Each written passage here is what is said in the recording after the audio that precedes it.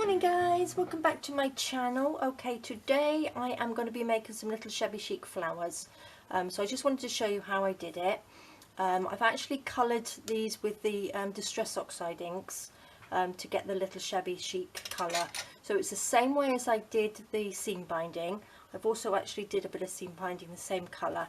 I'm not going to be using that today, but I just wanted it for the journal afterwards so it matches in. So to get this lovely green, I've used the peacock feather, the salty ocean, and the base was the antique linen. So it's exactly the same as we did with the seam binding. And for the brown, this lovely vintage colour, I used the antique linen and the vintage photo.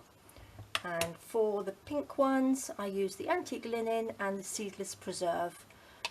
So they all came out lovely. So you know how I did that. So I don't need to show you that, and they've all dried nicely. So they're really, really nice. I've just layered up a couple of little flowers, which I've printed, not printed out, I've stamped out, actually die cut out on here. So these are the little die cuts that I've used. These are from AliExpress. So I've just used the two, the middle and the small one, and then you get a really big one there. So they're really nice. So I've just cut out lots of those like this, just in the mixed media paper on here. So this is mixed media paper, which is this pad here, which is £120 war. It's 200 GSM, and it's lovely. It's really, really nice. I used this because it soaks up the ink lovely, the Oxide inks. It soaks it up lovely, and I think it gives a really good sort of texture on there as well. So I thought it was really, really nice. So all I've done, I've just cut out some of those, and then I also used some of these, which are just little fabric flowers. So I did have, it was like I bought, it was a hydrangea. So then I just took it all apart because I wanted the little leaves, and I thought, I wonder if I can dye them. So what I did, they came out really, really well. Here we go. So here I've got some green ones here. Let's have a look at these big ones here. So these have come out in the green.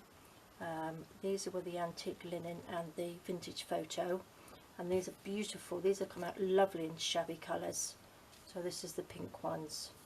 So these are with the seedless preserve and the antique linen. So they came out really lovely, and they dried really quickly. So I just gave them a quick blast with the heat gun, and it worked great.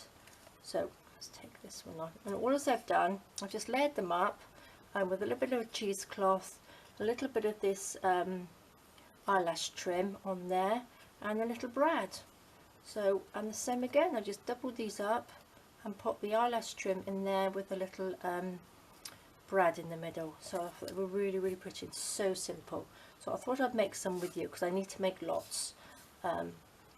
And you'll see why in my next tutorial, where I'm going to be making some embellishments. So all as I did, just taken some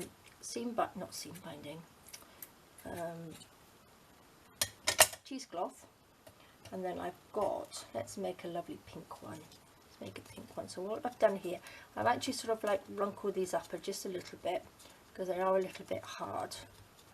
And while they're wet, you can sort of like scrunch them up. Excuse me. As well, so it gives it a bit more texture, but I didn't on these because I didn't want them to rip. So I've just going to just squidgle them a little bit, and that just goes on there. So I'm going to make a hole in it first. So this is my piece of just a piece of foam. So let's make the holes in there first because it's quite hard. I've just got my little pokey tool. Pop those through like that, pop that to the side, put these little bits away. So now, there we go. So then all I did, I popped a little bit of seam, I keep calling it seam binding, a little bit of cheesecloth, and then I want a little bit of the eyelash trim here. So I've just cut off a tiny bit like this. Don't have to use this. If you haven't got any, you can use any bits of just little bits of fibre scrunched up would work. So I'm going to pop this in the middle. So I'm going to pop a little bit of the 3-in-1 glue on there first, and then just sort of like twirl this around and a little coil it around like that, and then just stick it over that hole like that, and then pop the brad through the middle. Make sure this is level. Pop the brad through the middle and then through there. Oopsie daisy.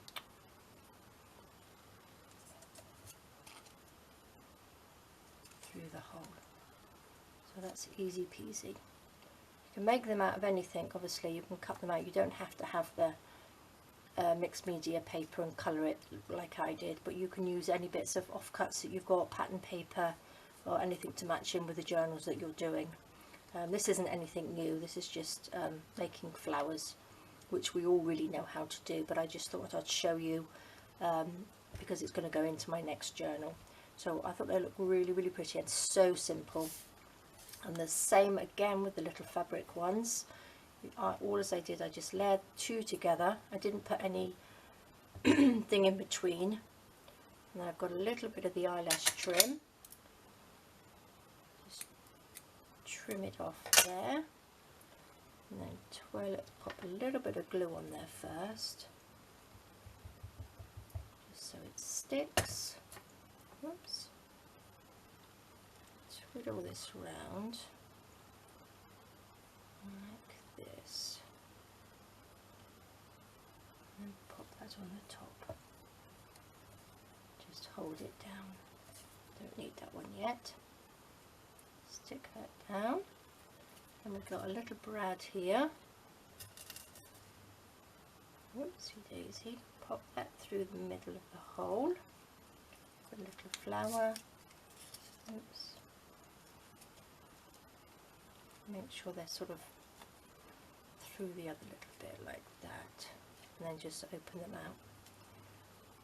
And I thought they look really pretty, but I love the way that they came out because this is the original colour they were, and they took the colour really well. So I think they're really, really lovely.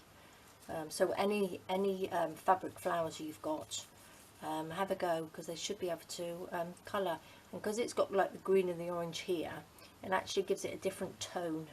Don't know whether you can see on this one, sort of like a little bit of the green on there, but it gives it a really nice contrast and colours on there. So I thought they were really nice. So we've got some greeny blue, we've got some beigey ones, and we've got some beautiful little pink ones. So there we go, guys. That's just a quick tutorial on how I did it, and I will see you on my next video to show you what I've been using them with. Alright guys, take care, have a lovely day. Bye bye.